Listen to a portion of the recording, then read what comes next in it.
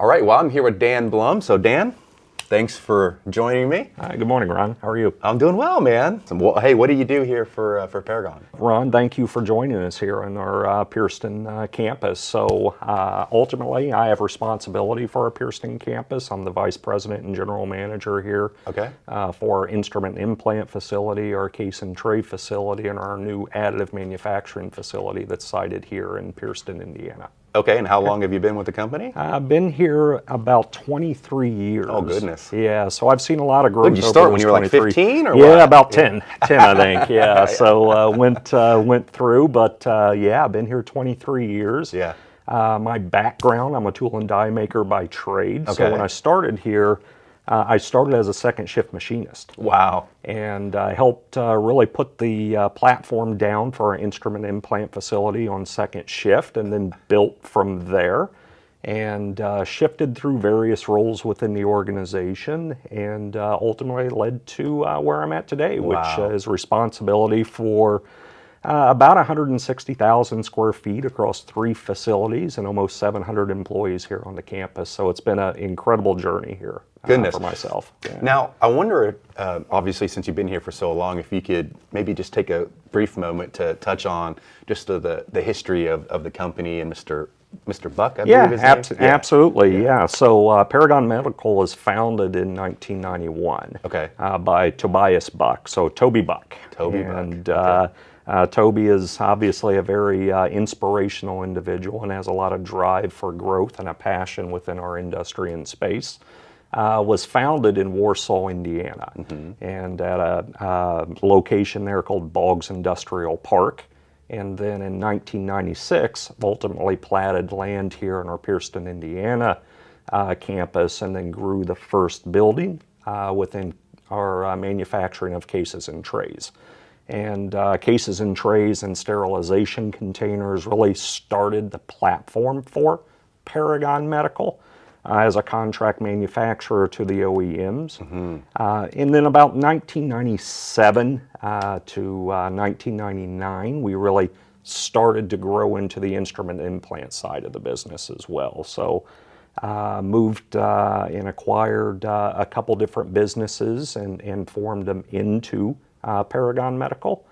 And from there was acquisitions that took place over the years, and Paragon Medical was acquired by companies, and we acquired companies ourselves to where we've grown into about 14 different manufacturing locations and 16 total sites across those locations.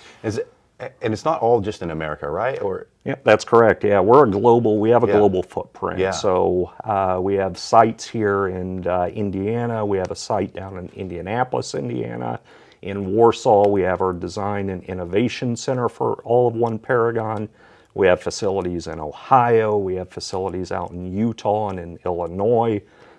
We also have facilities on our East Coast, Connecticut and Massachusetts, that make up our med surgical side of the business as well. And then globally, we have a footprint. We grew into Shenzhou, China, where we have a case and tray manufacturing facility and also an instrument and implant facility.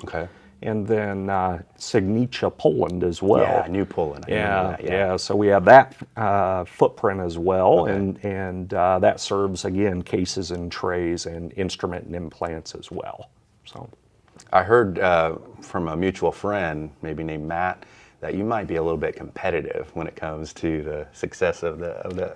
Is that true? Just a little bit. There's, it's the drive, and that's the great thing, across all of Paragon, is the leaders within Paragon all have a drive to be the best that we possibly can, and to be the best within our space and in the industry as well. So that competitive nature is leveraged, both for the sites and the individual competitiveness, but then also lessons learned across all of One Paragon as well, in terms of how we feed each other and where we go and how we develop our sites and move forward. Yeah. So let's talk a little bit about your continuous improvement program. So talk about your experience with just Lean and Six Sigma and just continuous improvement, and like how that plays a role here at Paragon. Yeah, we've been through various journeys in Lean and Six Sigma over the years, at least over my 23 years.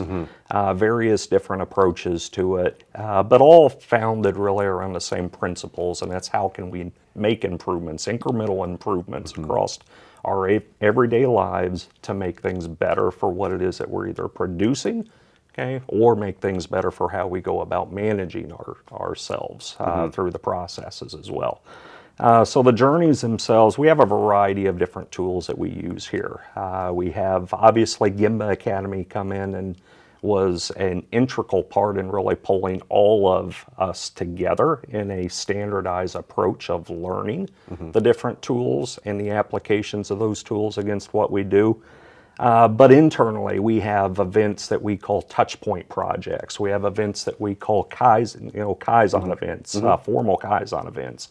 We have 21-day challenges that we put out that's a formal process of improvement on a targeted specific area of action that's needed, that's put out. So a variety of different approaches that we really use to tackle and make improvements incrementally across the business. You heard earlier we were talking to folks about their yellow belt experience and gaining their yellow belt experience and the 1% improvement that we make every day. So 1% better every day. And I have a firm belief in terms of balance across the business, in terms of what can I do today that's going to make my tomorrow easier. And it doesn't matter what that is. It could be as simple as taking a pin and relaying out a standardized workspace that's taking a pin and switching it 90 degrees, and it makes it easier for the process as it goes through. It's incremental improvement across those areas. So obviously, we touched on earlier in an earlier video your use of technology and in particular machine metrics, and so maybe talk a little bit about that that journey and how that's gone. Yeah, so collecting data across machining centers and how those machining centers or processes. It doesn't even have to be a machining center, but what's the effectivity of those processes? What's the utilization of those processes? Our approach to that prior was manually collecting that data. And that took a lot of operator time, piece of paper, and then putting it in a 8x10 sheet, and manually insert it into a spreadsheet to really formulate up what it is that we needed to do to tell the business how we're performing. I would like to say that was more directionally accurate data, so it helped point us, but it didn't necessarily help guide us through our journey. So it gave us a direction to go to. So then machine metrics came into play. And as we put machine metrics in play, that gave us the more finite detail for how those processes were actually performing. And it gave us the granularity of how those processes were performing. So through that and identifying the wastes of the data collection and the wait time of just getting the data to be able to insert it into a spreadsheet that gave our managers and gave our team members something that they could action off of in terms of how the business is performing and those areas are performing, was a drawn out process. Machine metrics and more real-time data enabled us to make quicker decisions during our Gemba process, our Gemba walks, and ultimately translating that into our tier review meetings that take place. Yeah, so I mean, obviously you guys are very pro technology around here. You could potentially, if you weren't doing it right, automate waste. Right? Like, how do you guard against that? Yeah, it's very true. So the more my concern with automation, and this is something that I coach my teams with, is there's great power in having data readily available, but you also lose the insight of actually gathering the data, and we have to be extremely guarded against that.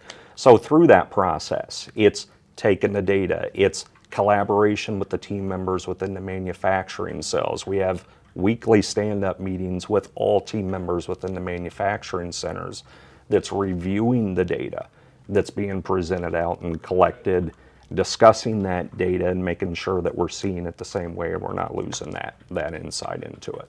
So, what about, anytime you're implementing a new system like a Gemba Academy or Machine Metric or something like that, there is going to be some resistance. It's just natural for human beings to just sort of resist change.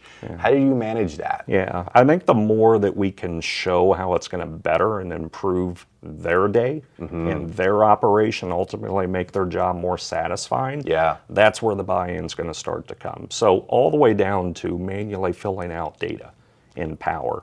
When there's a tablet or something there that's automatically collecting that data, and it doesn't require them to have to go in and try to remember what transpired over in an 8-hour shift to provide that intel back to us. That's the power that that's going to give us. Right. So once they start seeing those items turn into actions, and we're actioning that and providing the tools to remedy some of the pain points that they've had, then that drives the engagement into it as well and gets past some of that. But there's always going to be some resistance to change. It's navigating through it and making sure the individuals understand that we're here to help them manage through it, and not necessarily provide another barrier or provide or ask for another task to be completed that's not going to provide anything back to them. So. Yeah. I wonder if we could circle back a little bit. I'm interested to hear a little bit more about your 21-day challenges. Sure. Like, what does that look like? Yeah, absolutely. Yeah, 21-day challenge really starts with a challenge in itself. So what are we challenging our process? And that can come collectively from either a metric data set that's showing an unfavorable variance to plan. That can come from suggestions from the team through their group gatherings. That can come from a cell board or a Gemba board action request that comes through. But it all starts with a problem. And it's defining that problem or defining that challenge that we seek to improve. The team will come together. Okay? The team will brainstorm around whatever problem it is that they're trying to identify or trying to fix or resolve. They'll define a plan. They'll define a measurable against that plan and aspire a goal to what it is that they're looking to achieve. We'll take action against, so we'll correct the actions that they've identified through their brainstorming session. Take the actions, implement the actions, and then we'll measure the results over a 21-day period. And there's an old, analogy there that it's 21 days to form a habit, right? So that's how we it takes a lot longer than that to form a habit, but that's the analogy. Good start. So that's why we framed it up as a 21-day challenge. I gotcha. But the team will then measure the results of that over a 21-day to make sure that the results are sustainable over that period of time, and then we'll celebrate it. Okay, at the end, we'll gather the feedback from the 21-day challenge, take any additional actions that need to take place as a result of the process itself, and then we'll celebrate the results of it.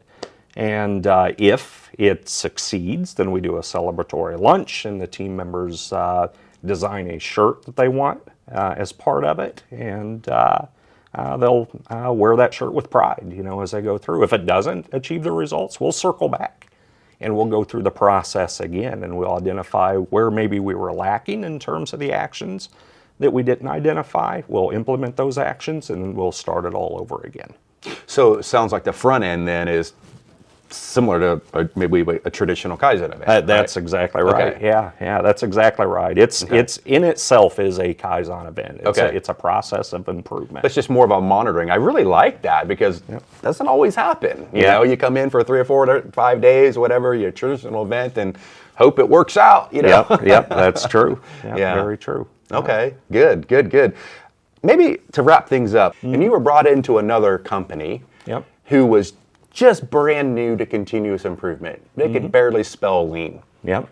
What would you do? Start with the grounding and the framework of we're in this to make improvements. And the biggest question that I would ask is why not? Okay. We all seek to better ourselves, either ourselves or we all seek to better our processes. And if a company is resistant to those improvements, the biggest question that I would ask is, well, why? And why not? Okay. Wow, wonderful. Awesome. Well, hey, I appreciate you taking the time. Yeah, absolutely. All right. Thank you, Ron.